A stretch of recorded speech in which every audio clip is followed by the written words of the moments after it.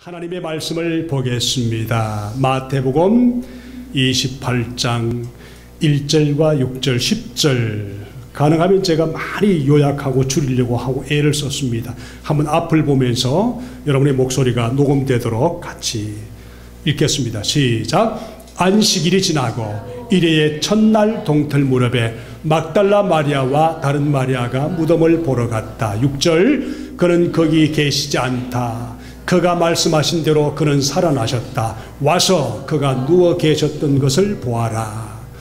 그리고 빨리 가서 제자들에게 전하기를 그는 죽은 사람들 가운데서 살아나셔서 그들보다 먼저 갈릴리로 가시니 그들은 거기서 그를 뵙게 될 것이라고 하여라.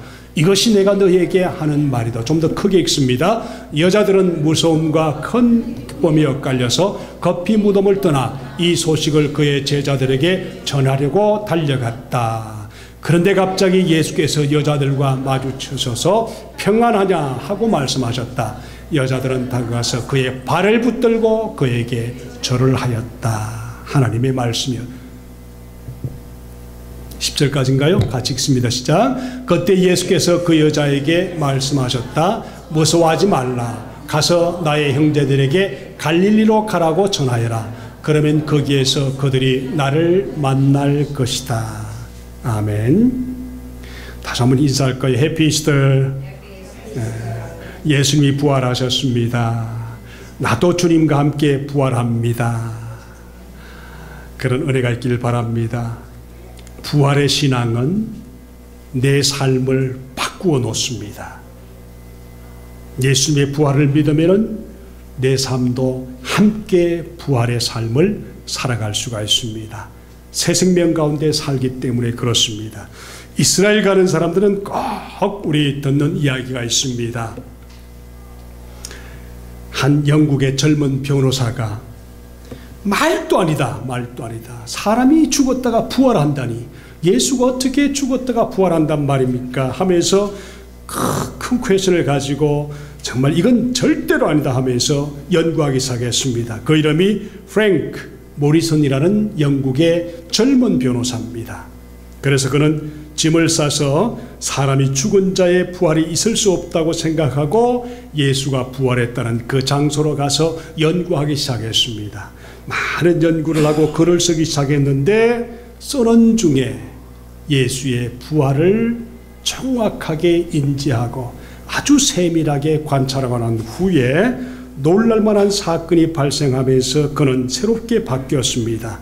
연구를 종합해서 책을 쓰면서 그 책 제목이 아주 유명한 책이죠. Who moved stone? 그랬습니다. 누가 돌을 옮겼을까? 누가 막아놓은 돌을 옮겼을까? 그래서 웬만한 성도들은 그 책을 읽습니다. 누가 돌을 옮겼는가? 세상 사람들은 부활을 절대로 믿지 못합니다. 그런데 성도들은 하는 말이 뭡니까? 예수의 부활이 나의 부활이라고 예수 안에서 믿음으로 시작하는 삶을 살게 됩니다. 그런 믿는 성도들이 우리 세상에서 살아가야 할 자세가 있습니다.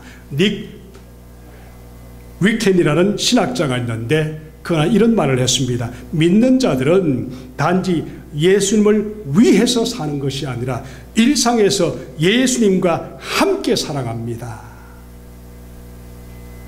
여러분 혹시 저와 여러분이 예수 믿으면서 맞아 예수님 부활하셨어. 나 그래 예수님을 위해서 열심히 일해야지. 이렇게 혹시 살아갈 수 있을지 모르지만은 예수 그리스도의 부활을 믿는 자들은 예수를 위해서가 아니라 예수와 함께 살아가는 자들입니다. 이것이 신앙인들이라고 얘기하죠. 자, 오늘 말씀을 통해서 예수님의 부활에 관한 놀라운 신비스러운 이야기를 함께 한번 보도록 하겠습니다. 오늘 부활 이야기는 예수님의 무덤을 찾아간 여인들을 통해서 시작됩니다. 그 이름이 누군가요? 두 마리아였었습니다. 자, 여인들이 무덤에 갔습니다. 갔을 때 천사가 예수님의 빈 무덤을 보라고 하면서 그 여인들 앞에 나타나면서 이야기는 시작합니다. 이들 여인들이 빈 무덤을 와서 보라고 한 대로 가서 보았습니다. 그리고 너무 놀라서 다시 살아난 예수 그리스도가 정말 어디 갔는가 찾고 있을 그때에 예수님이 나타나서 그 여인들을 만나주지 않습니까? 그리고 만난 그 예수님의 발을 붙들고서 경배하기 시작합니다. 그때 예수님이 뭐라고 합니까? 빨리 가서 우리 제자들에게 가서 내가 살아났다고 전해라. 갈릴리에서 만나자고 하자. 그렇게 얘기를 했습니다. 그러면서 그들은 정말 정신없이 달려가서 제자들을 만나고 그들에게 예수가 살아났다고 전하면서 하나님의 귀한 역사는 새롭게 시작됩니다. 오늘 우리도 믿음의 눈으로 이 여인들이 봤던 빈 무덤을 믿음의 눈으로 볼 수 있어야만 합니다. 그리고 믿음의 눈으로 예수가 무덤에서 죽었다가 살아난 것을 봤습니까? 그러면 예수님께 경배하는 삶을 살기로 작정해야 됩니다. 그냥 주일날만 말고 매일매일 살아계신 주님과 함께 살아가겠다는 작정하는 믿음으로 경배하며 살아갑니다. 그러면서 우리가 가져야 할 세상의 가장 중요한 자세가 뭡니까? 부활하신 주님, 우리를 위해서 모든 일을 행하신 그 주님을 전하면서 사는 것이 우리가 세상에 살면서 살아가야 할 중요한 믿음의 자세입니다. 여러분, 인생의 보람을 못 느낍니까? 예수가 살아났다고 누구한테 전해보십시오. 세상에서 가장 보람 있는 삶을 살기 시작하는 겁니다. 돈 많이 벌면은, 인생의 공부만 해서 성공하면은, 내가 원하는 것이 되었다면은 보람이 있을까요? 그 보람은 예수가 살아났다고 하는 그 복음을 전하는 것과는 비교 안 될 정도로 약한 보람입니다. 우리가 정말 기쁨과 은혜 가운데 살기 위한 중요한 보람은 예수가 부활하셨다. 나도 예수님과 함께 부활한다. 그 부활하신 예수와 내 속에 함께 성령으로 계셔서 나는 그분과 함께 세상에 살아간다고 고백할 수 있는 믿음의 성도들, 이런 성도들이 될 때 인생의 참 의미와 보람을 가지고 살아가는 하나님의 성도들입니다. 그래 살 수 있기를 주님 이름으로 부탁드립니다. 그래서 오늘 우리 함께 나눌 세 가지 말씀은 와서 빈 무덤을 보라 하는 천사의 음성을 듣습니다. 두 번째, 멈추어 서서 부활하신 예수님을 경배하는 모습을 오늘 말씀을 통해 함께 나눌 것입니다. 그리고 세 번째, 가서 다른 이들에게 예수님의 부활 사건을 전하라, 말하라 하는 세 가지를 통해서 오늘 말씀을 함께 나누겠습니다. 한번 따라 하십시다. 와서 빈 무덤을 보자. 첫 번째 말씀입니다. 1절에서 6절까지의 말씀인데요. 토요일 안식일 지나고 주일 아침에 두 마리아가 예수님의 무덤으로 달려갔습니다. 그들은 장례식을 준비하기 위해서 예수님의 시신의 향품을 발라서 마지막에 모든 것을 정리하고 예수님을 묻어두기 위해서 향품을 바르기 위해서 갔습니다. 그들이 무덤에 가까이 갔습니다. 성경 말씀에 보니까 뭐라고 그랬습니까? 큰 지진이 일어났다. LA에 살면은 지진 경험을 한 번씩 해봅니다. 지진이 얼마나 무서운지 모릅니다. 그런데 그때 지진은 어쩌다 땅이 흔들리면서 단청이 흔들리는 그런 지진이 아니라 천사들 때문에 일어났던 지진입니다. 천사가 나타나서 그 지진이 생깁니다. 그 천사는 무덤을 막고 있던 돌 위에 올라가서 앉아 있으면서 예수님이 살아났다고 하는 좋은 소식을 두 마리아에게 말씀을 하기 시작합니다. 두 명의 마리아 입장에서 우리 한번 그 장면에 들어가 보십시다. 그들이 무덤을 보려고 갔는데 지진을 경험하면서 지키던 자들은 죽은 사람들과 함께 같이 얼어버린 모습을 한번 상상해 보세요. 여기에 눈부신 빛나는 천사가 거대한 돌을 굴려내고는 그 위에 앉아있는 모습을 보세요. 그리고 천사의 말은 충분히 공포를 일으킬 만한 충분한 말입니다. 뭐라고 그랬습니까? 너무 무서워서 모두가 떨고 있고 정신이 나갈 정도로 그런 모습이 있을 때 천사가 하는 말이 너희는 무서워 말라. 얼마나 무서웠으면 그런 얘기를 했을까요? 자, 그래서 무서워하는 그 모습을 보면서 그 다음 했던 말이 뭡니까? 와서 예수가 누우셨던 그 장소를 보라 하는 말이 6절의 말씀으로 마무리가 되고 있습니다. 여인들은 무덤을 보기 위해서 빈 무덤을 보았습니다.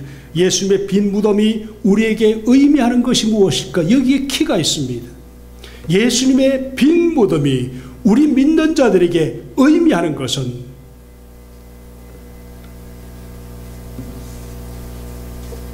죽음이란 끝이 아니라 예수님의 부활은 새로운 시작이요 새로운 창조의 출발이다. 예수님이 하나님과 함께 온 세상을 창조하셨습니다. 그것은 첫째 창조입니다.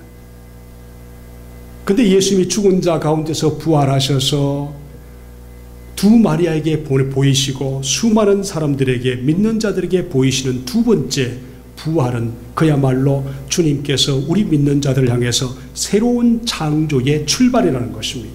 새 창조의 출발이다. 이것을 고린도전서 15장 20절에는 이제 그리스도께서 죽은 자 가운데서 살아나사 다시 살아 잠자는 자들의 첫 열매가 되셨다 하는 말씀을 통해서 예수님의 빈 무덤은 새로운 창조의 출발이요 새로운 삶의 출발이라는 것을 우리에게 보여주고 있습니다. 여러분, 저와 여러분의 예수 그리스도의 부활을 믿음으로 삶의 변화가 시작되기를 축복합니다. 예수님의 부활이 없다면 우리의 삶의 모든 것도 헛것이라고 했던 우리 말씀을 기억하면서 예수님의 부활을 믿지 못한다면 여전히 헛된 삶을 살아가고 있다는 것을 기억하면서 저와 여러분의 예수님의 빈 무덤을 보면서 가져야 할 중요한 인식, 나는 새로운 주님의 창조 안에서 새로운 삶을 살아가고 있다는 것을 꼭 믿으시기를 주님의 이름으로 부탁드립니다. 두 번째가 뭔가 하면은 빈 무덤을 본 성도들이 해야 할 두 번째는 뭔가 하면 이 여인들처럼 부활하신 주님께 경배하는 것입니다. 예배하는 것이란 말입니다. 월십하는 것이란 말입니다. 이 부활절에 하나님이 행하신 놀라운 기적을 마음에 새기면서 해야 할 것이 뭔가 하면은 6절의 말씀 보면서 와서 보라. 그리고 가서 이르되 7절의 말씀이 가서 이르되 그렇습니다. 여인들이 부활의 실제를 정언한 첫 번째 사람들이라면은 1세기 당시 여인들의 모습을 생각해 보세요. 1세기 당시 여인들의 말은 사회적으로 율법적으로도 전혀 무가치한 말들이었습니다. 그런데 이전에 가치 없었던 그들이 그리스도 안에서 존중을 받으면서 여성과 어린이와 이방인과 부정한 자와 죄인들은 1세기 유대율법에서 전혀 가치 없는 사람들인데 복음을 전하면서 이 여인들의 가치가 새롭게 시작되는 것을 이 말씀을 통해서 볼 수가 있습니다.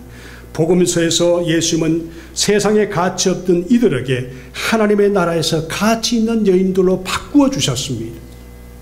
그러므로 복음을 전하고 주님 안에서 경배하고 예배드리는 모든 성도들에게 하나님이 하시는 말씀은 이 세상에서 누구보다도 가치 있게 살아가는 자들이 바로 성도들이라는 것을 우리에게 증거하고 있는 것입니다. 따라서 여성이 역사적 사건의 첫 번째 정인이 되었다는 것은 가치 없던 그들이 복음을 전함으로 온 세상에 가치 있는 새로운 생명들로 바꾸어지면서 새로운 정인들로 쓰임받기 시작했다는 것입니다. 그래서 이 여인들에게 맡겨진 사명이 세 가지가 있는데 첫 번째 뭔가 하면은 여인들은 자신이 들은 것, 다시 말하면 예수님이 죽음에서 부활하셨다는 그 소식을 전하면서 사는 것이라고 그랬습니다. 둘째, 여인들은 예수님이 주로 사용하던 갈릴리로 가실 것을 선포해달라고 꼭 부탁을 한 것을 통해서 그들은 정말 갈릴리로 갔습니다. 세 번째, 여인들은 제자들에게 갈릴리에서 예수님을 만나게 될 것이라고 꼭 말하라고 그랬었습니다. 여인들이 그 소식을 듣고 느꼈을 경외감을 한번 생각해 보세요. 부활하시고 난 후에 그들이 정말 예수의 부활하심을 보시면서 그들이 예수님에 대해서 세상에 살 동안에 같이 있었던 그런 경외함과는 전혀 다른 차원의 새로운 존경심이 아마 예수님을 향해서 일어났을 것입니다. 그리고 그들의 삶 속에는 소망이 일어났을 겁니다.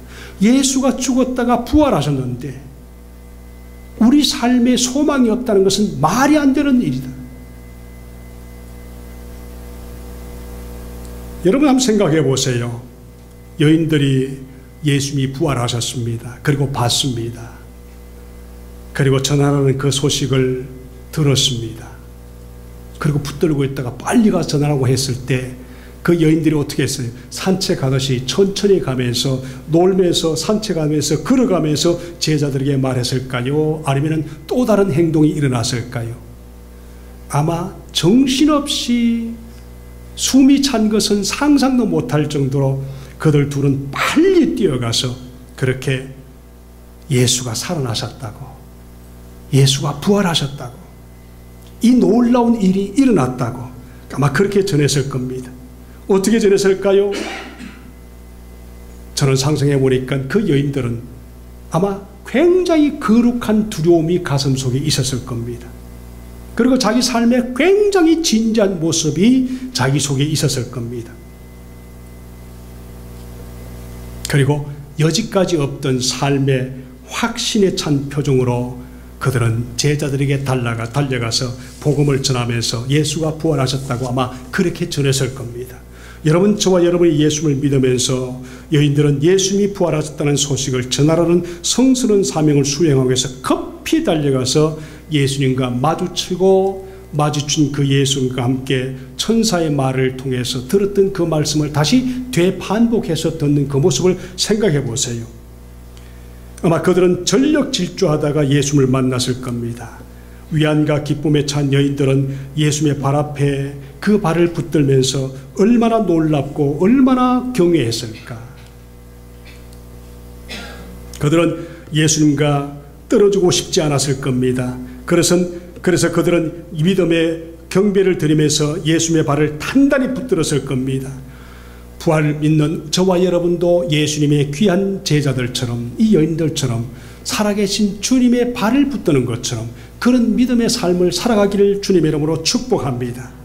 세 번째, 예수님을 경배하던 이 여인들에게 세 번째는 뭔가 하면은 예수님의 말씀대로 가서 복음을 전하라. 이것은 부활하신 예수님이 믿는 모든 자들에게 명령하신 중요한 명령입니다. 한번 따라해 볼까요? 가서 복음을 전하자.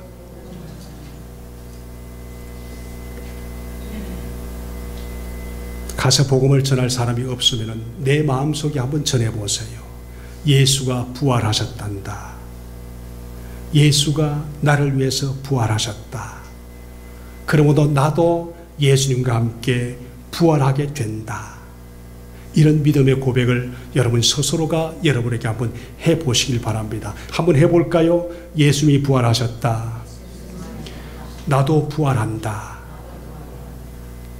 다시 한번 할까요? 예수님이 부활하셨다. 나도 예수님처럼 부활한다. 그리고 이 복음을 저와 여러분이 만나는 그 영혼들에게 나 예수 믿습니다. 예수님이 부활했기 때문입니다. 예수님이 부활하신 것처럼 나도 죽은 자 가운데서 다시 부활할 것입니다. 여러분, 성경의 메시지의 무게는 누가 전하는가에 따라서 그 무게가 달라질 수밖에 없습니다. 10절의 말씀을 보면은 주님이 직접 한 말씀이 나타납니다. 천사가 여인들에게 나타나서 무서워 말라 했던 그 말씀을 이 두 마리아가 예수님을 만났을 때 예수님께서도 또 똑같은 말씀으로 무서워 말라 하는 말씀을 전했습니다. 이 말씀을 들은 여인들은 아마 그 말씀을 듣는 차원이 달랐을 겁니다. 천사들을 통해서 들은 말씀만 해도 굉장히 두려웠을 텐데 직접 부활하신 예수가 이 마리아들에게 나타나서 두려워 말라 했을 때 아마 지금까지 조금 숨겨져 있던 또 다른 차원의 두려움이 아마 사라졌을 겁니다. 예수님이 말씀하시자 그들 마음속에 남아있던 두려움이 정말 안개처럼 완전히 사라졌을 겁니다. 그들이 너무 좋아서 꿈인지 생신지 분간이 안 되는 소식을 안고 아마 막 뛰었을 겁니다. 그리고 전하라는 소식을 가지고 그들은 정말 함께 있었던 제자들에게 달려갔을 겁니다. 우리가 예수님의 부활의 생명을 하나님의 말씀을 통해서 확인하면서 그 말씀의 생명의 말씀을 품으면 우리 삶 속에도 부활하신 예수 그리스도의 놀라운 기쁨과 소망이 우리 삶을 주관하시고 우리 삶을 붙들어 주시면서 생명의 부활과 함께 살아갈 수 있도록 의와 용기를 허락하실 것을 믿습니다. 이런 믿음으로 살아갈 수 있길 바랍니다. 그런데요, 이 마리아들과는 또 다른 두려움을 가진 사람들이 있었죠. 누군가요? 경비를 서던 로마 병정들입니다. 죽은 시신을 지키고 있던 경비병들에게 예수가 갑자기 살아나고 돌의 무덤이 없어지면서 그 무덤이 빈 무덤이 되면서 경비병들이 얼마나 놀랐을까요? 나는 이제 죽었다. 우리가 다 아는 것처럼 죄수들이 탈옥을 하게 되면은 그 탈옥을 지키던 경비병들이 대신 사형을 당하고 죽을 수밖에 없는 것이 1세대의 풍습입니다. 오늘날은 잘 모르겠습니다만 그 경비병들이 아마 사형을 당하지 않으면 또 다른 형벌을 받겠죠. 그런데 경비병들이 가진 두려움과 여인들이 가진 두려움은 전혀 다른 두려움이었습니다. 거룩한 두려움과 정말 죽음 앞에 떨고 있는 두려움은 완전히 차원이 다른 두려움이었습니다. 저와 여러분이 예수 그리스도를 믿을 때 정말 중요한 두려움이 뭡니까? 예수 그리스도 안에서 거룩한 두려움을 가지고 살아갈 때 우리는 정말 세상에서 우리에게 다가오는 그 많은 수많은 유혹들을 물리치면서 승리할 수가 있습니다. 예수님이 두려워야만, 하나님이 두려워야만 합니다. 우리 예수 믿는 성도들이 하나님을 두려워하지 않으면 끊임없이 내가 세상에 하던 그 모든 일들을 그냥 쉽게 합니다. 저는 어릴 때요, 믿지 않았을 때도 십계명을 가지고 십계명만 생각해도 십계명에 써있는 그것을 지키기 위해서 믿지 않았는데도 두려운 마음으로 차마 죄를 짓지 않았습니다. 마찬가지로 예수 그리스도를 믿는 저와 여러분이 정말 해야 될 것이 뭔지 아세요? 예수 그리스도를 믿는 그 귀중한 믿음이 두려움으로 우리 삶을 붙들어 주셔야만 합니다. 그래야만 신실한 크리스찬이 될 수가 있습니다. 하나님을 쉽게 생각하시면 안 됩니다. 부활하신 예수를 가볍게 생각하시면 안 됩니다. 주님이 교회를 통해서 또 주님이 나에게 주어진 그 귀한 사명을 가볍게 생각하면 아무렇게나 합니다. 늦게 와도 되고 일찍 가도 되고 하다가 그만둬도 되고 약속한 건 안 지켜도 되고 이것은 전혀 하나님에 대한 두려움이 없다는 겁니다. 우리가 주님께 맡긴 귀한 사명, 체면 때문이 아니라 하나님의 두려움 때문에 신실하게 지킬 수 있는 그런 귀중한 은혜가 있어야만 합니다. 경비병들 보세요. 이제는 죽었구나 하고 있는데 제사장들과 서기관들이 나타나서 돈 몇 푼 주면서 거짓말로 예수님의 부활을 덮으려고 했습니다. 이것이야말로 정말 예수가 부활하셨다는 것을 우리에게 보여주는 귀중한 증거가 되는 것입니다. 여러분, 당연히 사형에 처해야 할 그 경비병들에게 오히려 돈을 주면서 거짓말하라고 하는 것은 성경이 우리에게 정말 멋지게 증거하는 예수 부활 중에 중요한 부활입니다. 여러분, 예수가 부활하셨다는 것을 꼭 믿으시면서 그들은 돈 몇 푼 받고 정말 거짓말했지만은 여인들은 돈이 없고 주머니가 텅텅 비었지만은 마음으로는 부활하신 주님을 만난 것 때문에 충만했습니다. 다시 사신 주님에 관한 좋은 소식을 전하기 위해서 그들의 마음속에는 정말 하고 싶은 말이 있었습니다. 그게 뭡니까? 예수가 부활하셨다. 나도 주님과 함께 부활한다. 이 귀중한 믿음을 가지고 우리 삶이 주님 앞에서 신실하게 살아갈 수 있기를 주님 이름으로 축복합니다. 말씀을 맺습니다. 우리는 예수님의 부활 이야기에 대해서 너무나 식상해 있을지 모릅니다. 아마 너무 익숙해져서 그 놀라움이 그냥 일상이 아닐지도 모르겠습니다. 그런데 이 부활주일 아침에 다시 우리가 한번 생각하면서 가져야 할 중요한 것은 예수가 부활하셨기 때문에 나도 부활 가운데 주님과 함께 살아간다는 것을 꼭 믿으시길 바랍니다. 이 부활할 주 아침에 하나님은 예수님의 부활을 보여주심으로 믿는 자들에게 용서의 확신을 증명해 주셨고 또 우리를 통해서 세상에 예수가 부활하셨다는 것을 증거하도록 새로운 창조를 시작했고 십자가 희생의 정당성을 입증해 보이면서 우리가 주님 앞에 살아갈 삶의 희망을 우리에게 허락하셨습니다. 여러분, 예수님의 부활은 우리에게 하신 약속이 있습니다. 예수가 십자가에 죽으실 때 나의 죄를 위해서 죽으셨다는 것을 확증해 주는 사건이고, 죽음은 패배했고 예수가 부활하심으로 영원한 생명을 우리가 주님 안에서 믿음으로 보장받았다는 사실을 우리에게 증명해 보이는 것입니다.